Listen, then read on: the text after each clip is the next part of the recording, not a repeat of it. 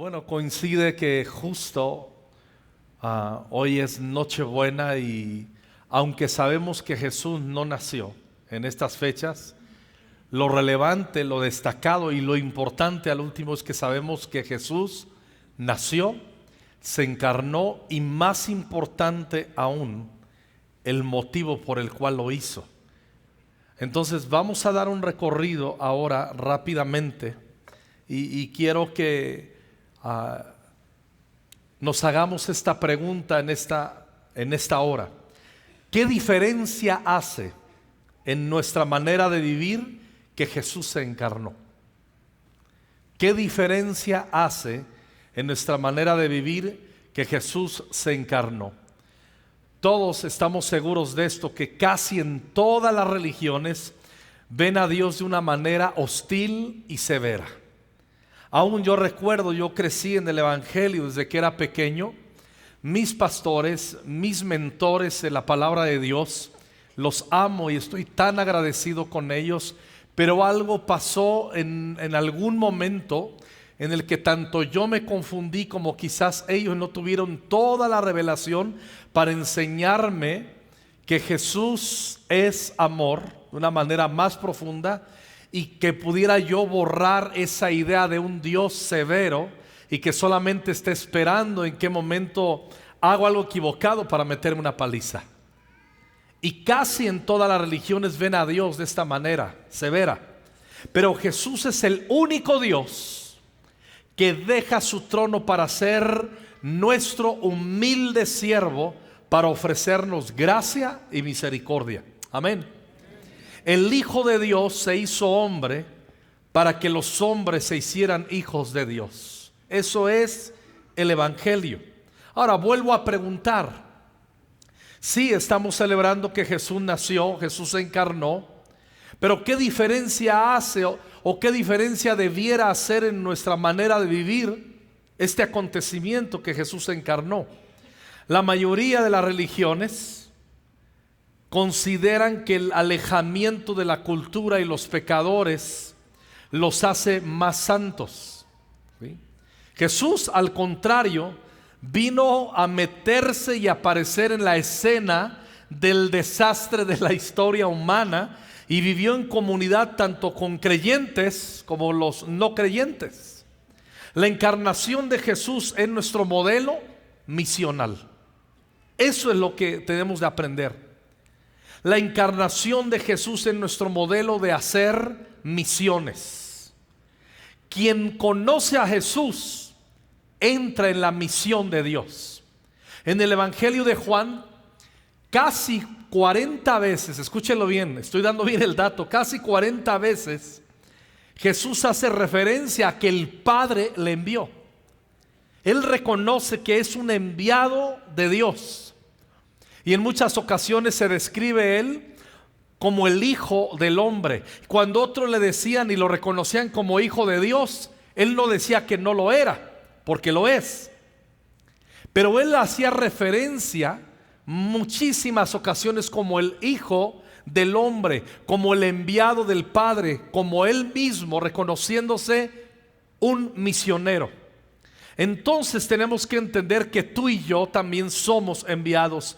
En el Evangelio de Juan capítulo 20 versículos 21 y 22 dice Jesús hacia sus discípulos, una vez más les dijo: la paz sea con ustedes. Como el Padre me envió a mí, así yo os envío a ustedes. Entonces sopló sobre ellos y les dijo: reciban el Espíritu Santo. Ahora, si la encarnación de Jesús nos enseña y nos debe de llevar a una vida profunda y a un avivamiento de misiones, hay 5 verdades misioneras que debemos aplicar. Y vamos rápidamente a repasar y a dar un viaje por estas 5 verdades misioneras que debemos aplicar, porque repito, la encarnación nos muestra y nos enseña que Jesús fue un misionero. Ahora, la primera verdad de estas verdades misioneras que debemos aplicar, Jesús nos enseña que la vida misionera es contextual. Tenemos que vivir y hacer misiones en nuestro contexto, y las misiones atraviesan las barreras culturales, y de la misma manera no debemos limitarnos a nuestra comunidad con personas del mismo sexo, de la misma raza, de la clase social, nacionalidad u otras cosas más. A pesar de infiltrarnos, tenemos que dejar claro también en los contextos de otras personas para presentarles a Jesús. No debemos abrazar los aspectos pecaminosos ni mundanos de la cultura, ni participar en ellos. Recordamos lo que dicen los profetas: conviértanse ellos a ti, pero tú no te vuelvas a ellos. Que ellos sean como tú, pero tú no como ellos.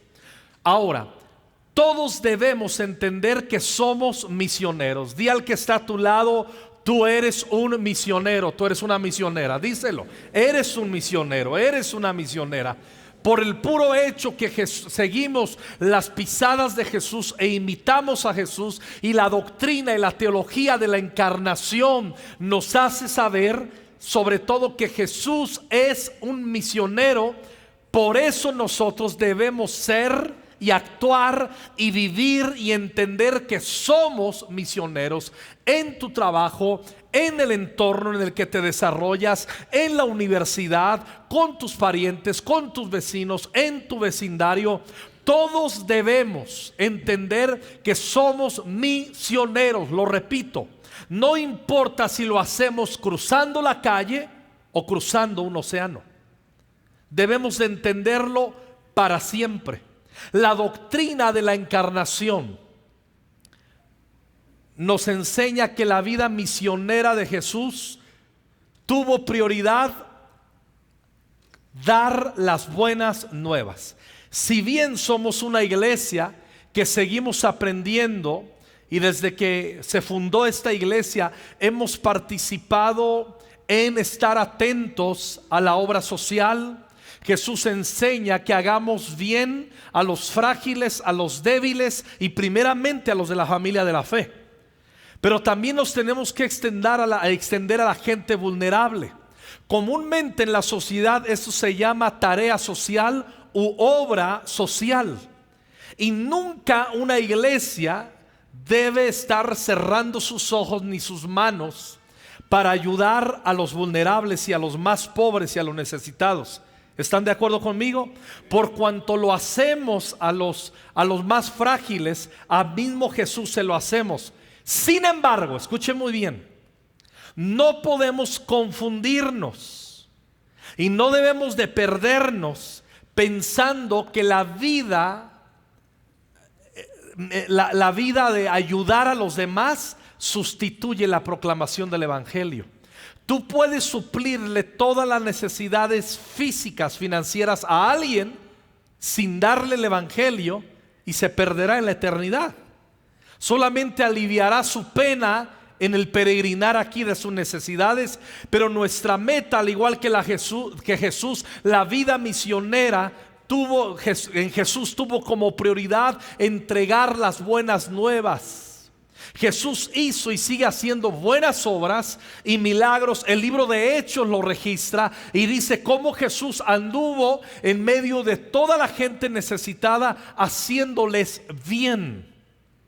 Jesús hacía y Jesús sigue haciendo el bien. Hace obras milagrosas, hace buenas obras para los necesitados. Pero su misión primordial fue la de salvar a los pecadores.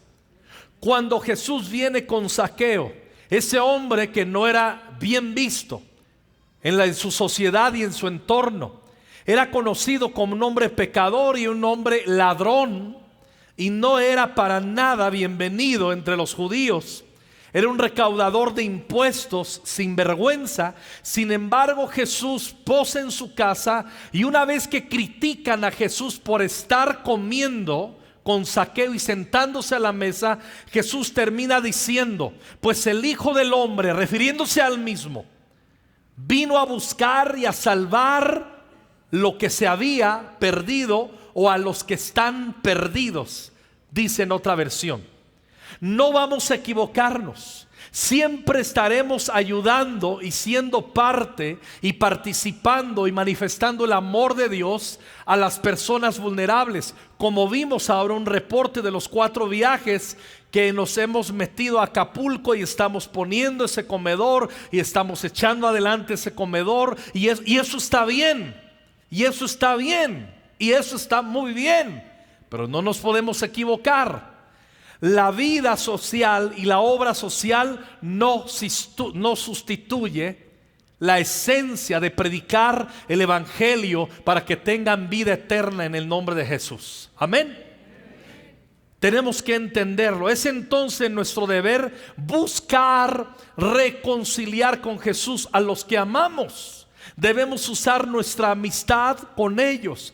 Seguramente todos aquí tenemos amigos o familiares que no conocen a Jesús y que nosotros oramos por ellos y estamos deseando que tengan un encuentro con Jesús. No podemos desconectarnos de ellos. Tenemos que visitarles de cuando en cuando.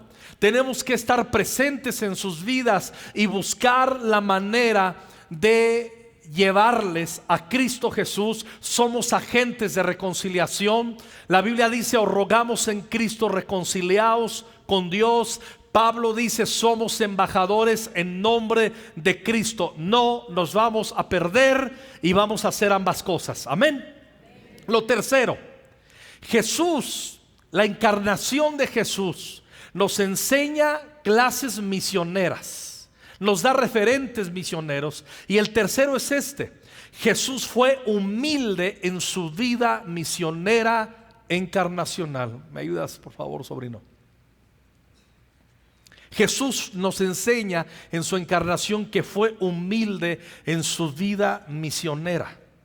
La vida misional no busca la gloria personal ni la promoción social o ascensos de ninguna manera. Eso tenemos que entenderlo. Un verdadero misionero, alguien que de verdad ha sido tocado por el Señor y entiende la misión, nunca va a estar predicando el evangelio para una promoción personal o un ascenso o ser relevante o ser alabado y adorado. Jamás. Esto es porque por encima de todo valoramos el poder del evangelio que costó la sangre de Jesús misma. Amén. Ahora, cuando vivimos bajo el peso, oiga bien lo que voy a decir.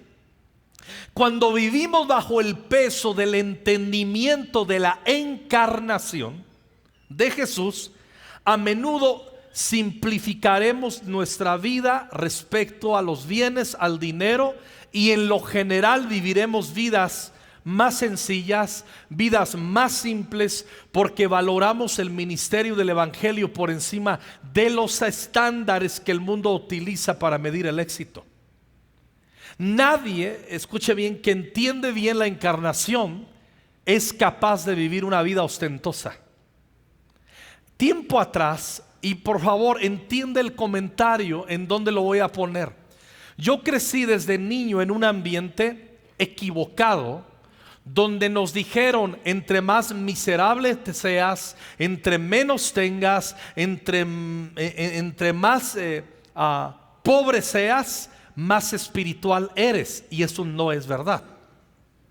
Y vino una corriente teológica que tuvieron una buena intención, pero que lamentablemente también se perdieron y nos polarizaron, diciendo: todo lo que Jesús consiguió en la cruz tienes que vivirlo de una manera total, extraordinaria. Y se fueron al otro extremo: si eres pobre, entonces eres ignorante y eres tonto, porque Cristo Jesús se hizo pobre para hacerte rico. Y comenzaron a predicar una teología de una prosperidad equivocada. Creo en la prosperidad, pero no creo que Jesús vino para que todos seamos ricos. Cristo vino para que todos seamos salvos, no para que todos seamos ricos. Y tenemos que entenderlos. Algunos Dios los va a bendecir y les pedirá cuentas de ello. Tanto que al apóstol Pablo en Timoteo dice: a los ricos de esta época les recuerdo, no pongan su interés y su confianza en las riquezas que viene, porque toda buena dádiva, dice el apóstol Santiago, y todo don perfecto provienen de lo alto. Amén. Ahora, ambos extremos son equivocados. Cuando solamente no fueron malintencionados, solamente se perdieron en el camino estos segundos. Los primeros y los segundos no fueron malintencionados. No vamos a ser severos. Fue una buena intención querer enseñar la humildad, pero se fueron al extremo. Ser miserables no es ser humildes, no vamos a confundir. Y los otros, ser solo ricos es ser prósperos, no nos vamos a confundir. Hay un punto de equilibrio en esto, y no se entiende si no es a través de la revelación de la encarnación de Jesús. Si yo entiendo, si tú entiendes la doctrina de la encarnación, vamos a darnos cuenta, como nos lo dice y refiere Filipenses capítulo 2. Dice Filipenses capítulo 2, versículo 3. No sean egoístas. Miren con lo que está abordando el apóstol Pablo. No sean, ¿qué dice? Egoístas. El apóstol Pablo está advirtiéndoles, nos está advirtiendo tener cuidado del egoísmo.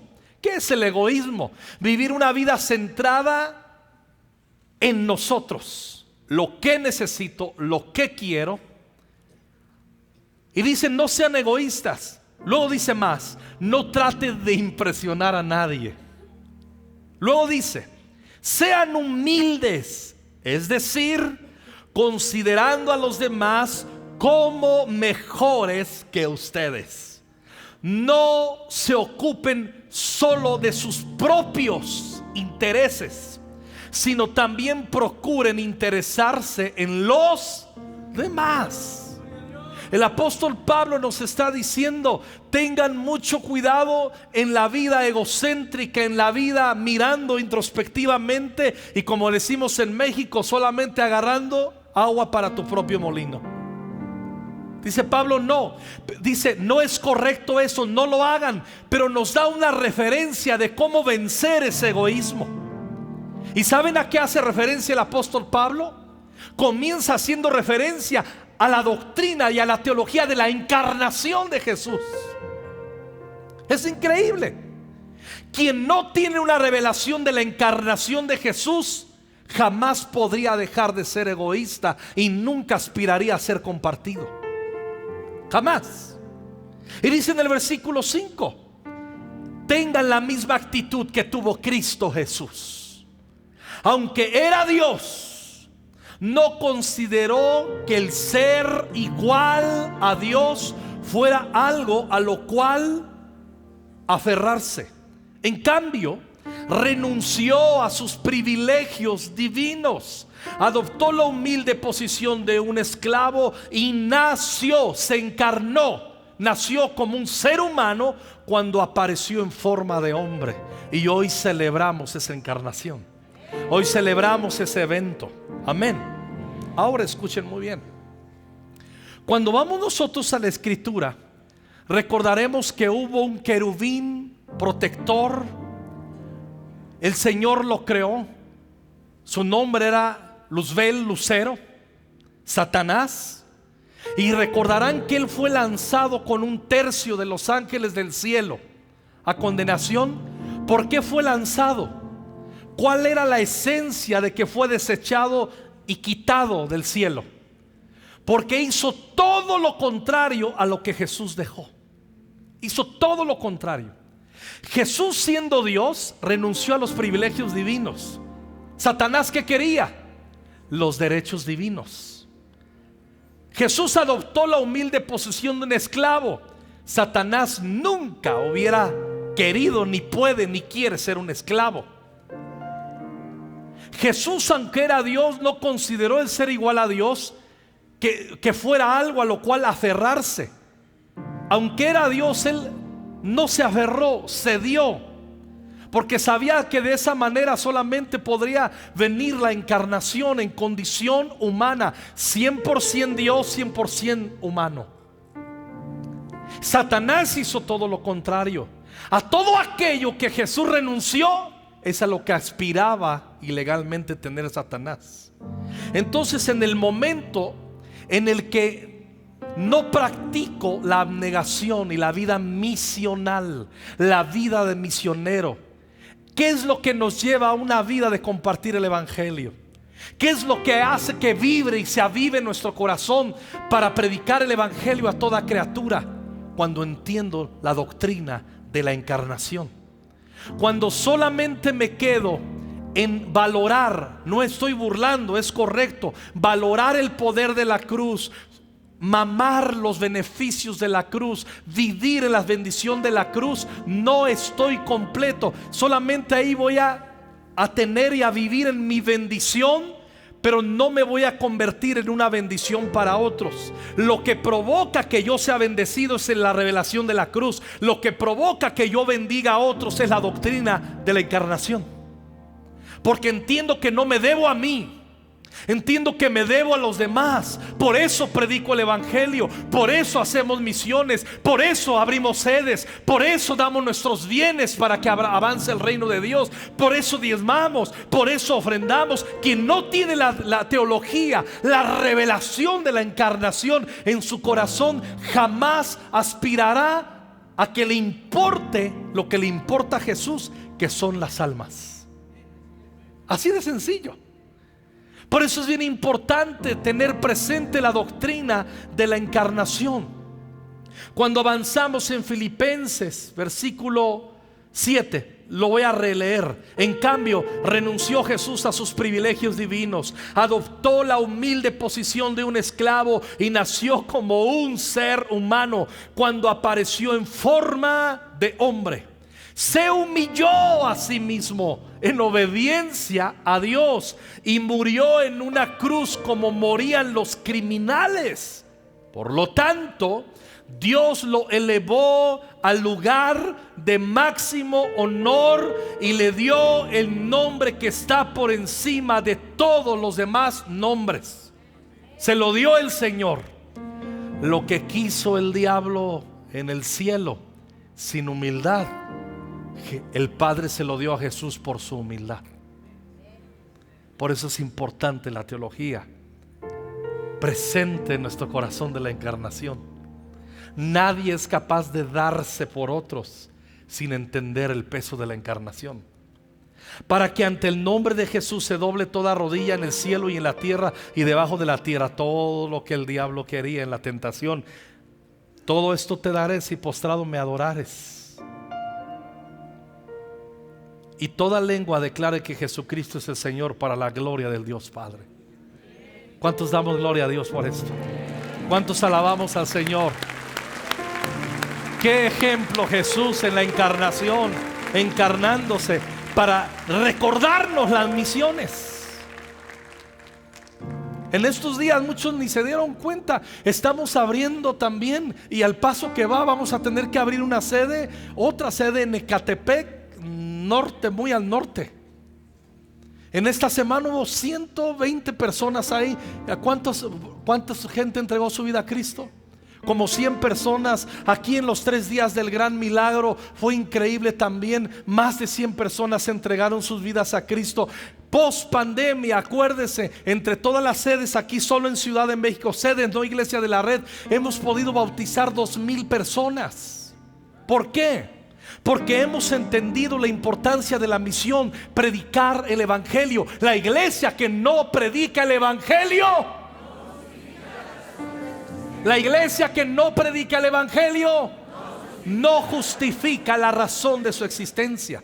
Una iglesia que solamente se la pasa queriendo todo lo que Cristo consiguió para ellos, sin la doctrina de la encarnación, proveernos para otros, se convierte en un club. Y Conquistando Fronteras no somos, no hemos sido y nunca seremos un club. Vamos a predicar el evangelio, vamos a darnos a otros, vamos a decirles que Jesús murió en la cruz del Calvario. Y hoy celebramos en esta Navidad, en este 24 de diciembre 2023, que Él nació con el propósito de salvar a la humanidad. ¿Cuántos dan gloria a Dios? Yo celebro también con un aplauso. Aleluya. Escuche bien, nunca podrías tú tener un avivamiento en tu corazón si no entiendes la teología de la encarnación. Filipenses capítulo 2 lo debo y lo debes de leer, memorizar, y eso nos conecta con la humildad, nos conecta con una vida abnegada, nos conecta con una vida suministrándonos a otros. ¿Cuándo fue la última vez que usted dio una ofrenda para misiones? Mire, le voy a poner un ejemplo ya que está calientito el tema. ¿Qué necesidad hay que nosotros vengamos los pastores y digamos: hermanos, ya saben lo que pasó en Texcoco?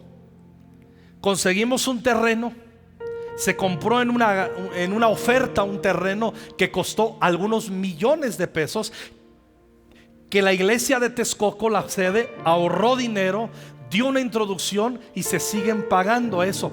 Pero no podemos esperar a pagarlo para construir y levantar una iglesia ahí. ¿Qué hicimos entre todas las sedes? ¿Se acuerdan lo que hicimos? Recogimos una ofrenda pro construcción, que les informo, no hemos iniciado porque solamente obedece a que tenemos unas restricciones del ayuntamiento de Texcoco. Ahí está guardado el dinero. Ese dinero que usted dio está encomendado para lo que usted lo dio, para levantar y avanzar en la primera etapa en Texcoco. Ok. Pero a veces yo me pregunto, hermanos, hay una misión, tenemos este desafío, y cuando hablamos de dar, ya van a empezar. Cuando tú no entiendes la doctrina de la encarnación, tú siempre vas a estar pensando: me quieren dañar, me quieren empobrecer. Y cuando entiendes la doctrina de la encarnación, sucede lo contrario. Es mi oportunidad de que el evangelio avance. ¿Me explico? Pero pueden sonreír, es Navidad. Cuarto punto que nos enseña la encarnación y Jesús en la vida misionera. La vida misionera encarnacional está dedicada a la iglesia. Jesús vino, escuchen bien, a fundar la iglesia. De Él salió la iglesia. Él fundó la iglesia. ¿Están de acuerdo conmigo? Él edifica su iglesia. ¿Están de acuerdo conmigo? Lo dice la escritura. Y Él es la cabeza de la iglesia. Entonces, si Jesús fundó la iglesia, estableció la iglesia, edifica su iglesia, sustenta la iglesia y la cabeza de la iglesia, entonces la vida misionera encarnacional tiene muchísimo afecto e importancia en la iglesia local. Hay mucha gente, cuando no entienden la doctrina de la encarnación, no les importa ser parte de una comunidad.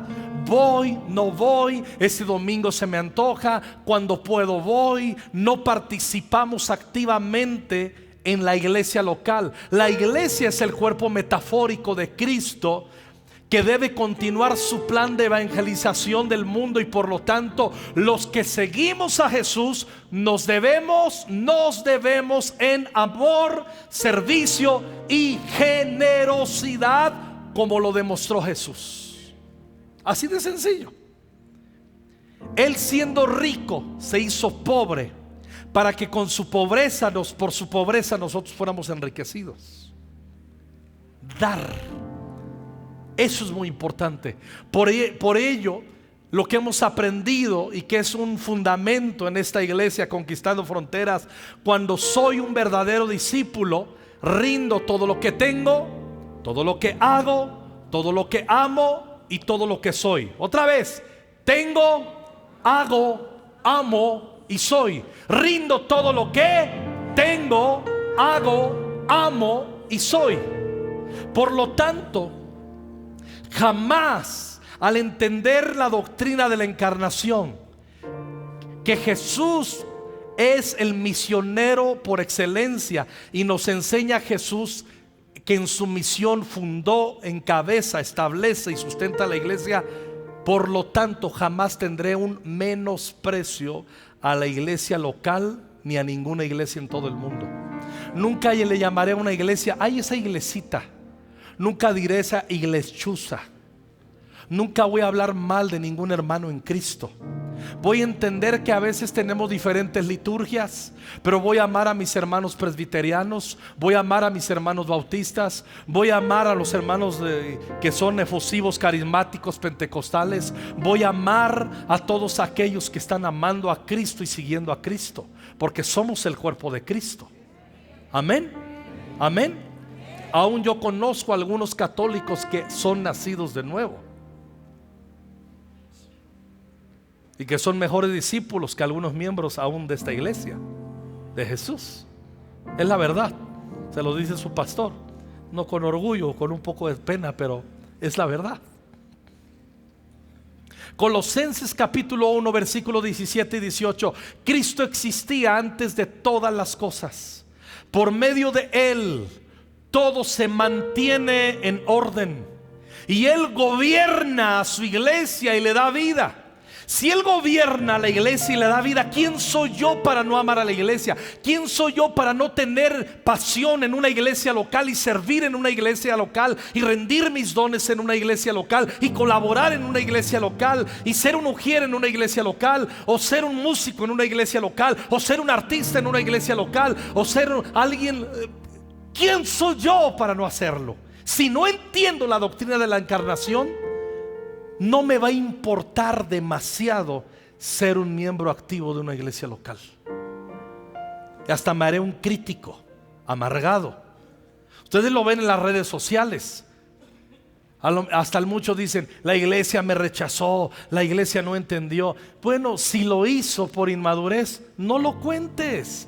Habla las virtudes de Dios, no estés hablando lo que mal hizo la iglesia. A veces somos inmaduros en la iglesia y herimos a otros, pero cuando nos hieren, si perdonamos, vamos a cerrar la boca y vamos a hablar de las virtudes de la iglesia, sin comernos el tema que tenemos que ser perfeccionados en muchas cosas aún. Amén. ¿Están conmigo? Pues sonría un poquito, porque me pone, y eso que nomás estoy viendo con un ojo. Si viera con los dos estaría muy frustrado. Último punto. La encarnación nos muestra entonces que Jesús es un misionero por excelencia, y la vida misionera encarnacional de Jesús tiene una visión mundial. Se acabó. Jesús dio el evangelio a una mujer samaritana, ¿se acuerdan? Que luego ella, al recibir el agua de vida, entregó el evangelio a los suyos, y muchos en Samaria fueron salvos. El anunciamiento de Jesús por el viejito, por el ancianito Simeón y los pastores allí, que los ángeles les entregaron el mensaje, apuntaba todo a que tendría que tener una connotación mundial y global en el evangelio. Cuando vas a Lucas capítulo 2 versículo 10, dice: pero el ángel tranquilizó a los pastores. No tengan miedo, dijo, les traigo buenas noticias que darán gran alegría a toda la gente. Amén. Y esa noticia es que Jesús nació para luego entregarse en la cruz del Calvario a nuestro favor. 32, mismo Lucas 10. Él es el juez, Él es una luz para revelar a Dios a las naciones, y es la gloria de tu pueblo Israel. ¿Qué dijo Simeón cuando tenía a ese pequeñito en sus brazos? Él es una luz para revelar a Dios en las naciones. En Juan 1:29 dice así: al día siguiente Juan vio que Jesús se le acercaba y dijo: miren, hablando de su primo Jesús, el Cordero de Dios que quita el pecado, no dice de Israel, dice del mundo. Tenía ya una revelación Juan el Bautista del ministerio, de las buenas nuevas que se manifestarían en Cristo a nivel mundial. Entonces tenemos que entender que también el Señor nos llamó a ser sal y luz a todas las naciones. Mateo 5:13, ustedes son la sal de la tierra, pero ¿para qué sirve la sal si ha perdido su sabor? ¿Pueden lograr que vuelva a ser salada? La descartarán y la pisotearán como algo que no tiene ningún valor. Ustedes son la luz del mundo, como una ciudad en lo alto de una colina que no puede esconderse. No te escondas. Jesús puso su luz, su presencia en tu vida. No hay que escondernos. En tu trabajo no andes, Señor, que no se enteren que soy cristiano, que no se enteren que soy cristiano, por favor, que no se enteren. Por favor, líbrame que se enteren que soy cristiano, por favor. Tampoco vas a llegar y a gritar, soy cristiano, porque no. Que brille la luz del Señor con tus obras, que sea manifiesta con tu integridad, con tu trabajo, tu dedicación, que Cristo está en ti y que Él es la esperanza de gloria. ¿Estamos de acuerdo? Termino diciéndoles dos cosas. Jesús profetizó que la mayoría de sus adoradores no saldrían de Israel.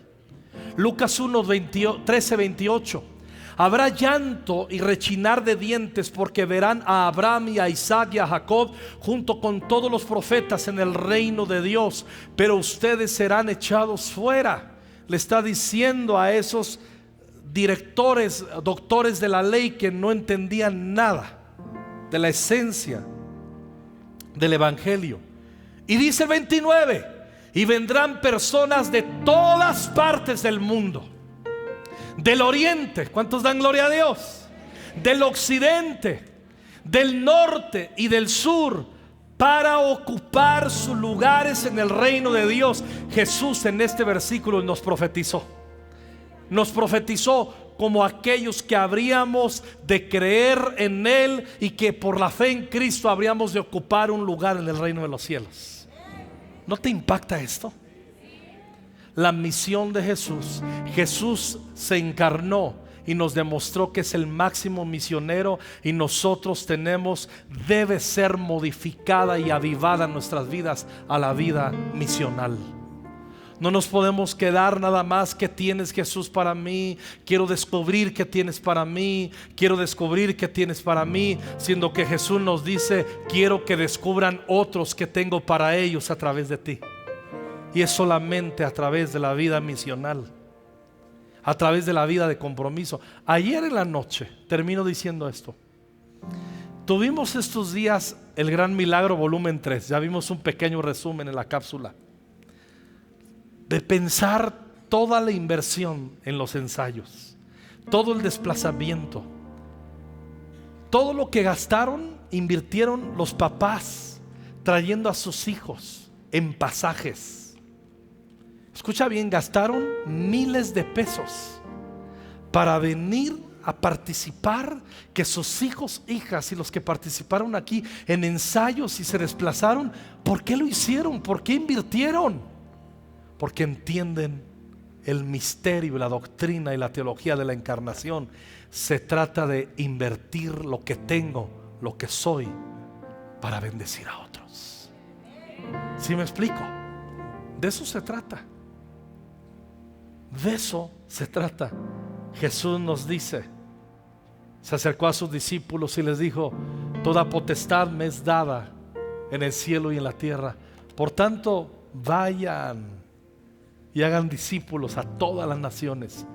Bautícenlos en el nombre del Padre, del Hijo y del Espíritu Santo, y enséñenles a que guarden todas las cosas que yo les he enseñado. Y Jesús promete, he aquí yo estaré con vosotros todos los días hasta el fin del mundo.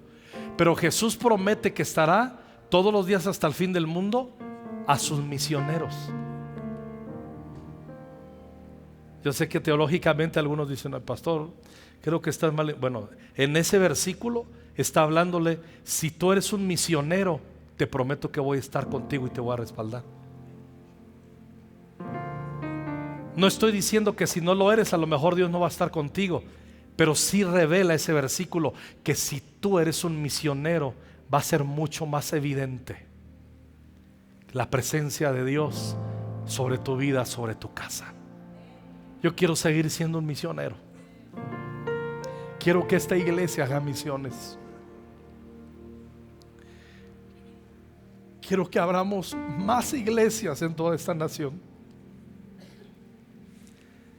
Quiero que mandemos gente a otros lugares.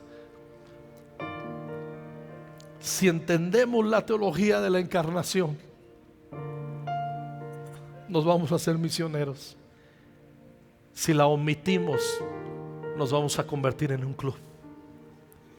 Y Jesús no murió para que seamos un club social, relajado y bonito y con una alta moralidad.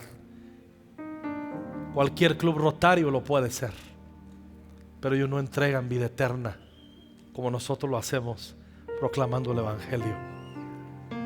Prediquen el Evangelio a tiempo y afuera de tiempo. Amén.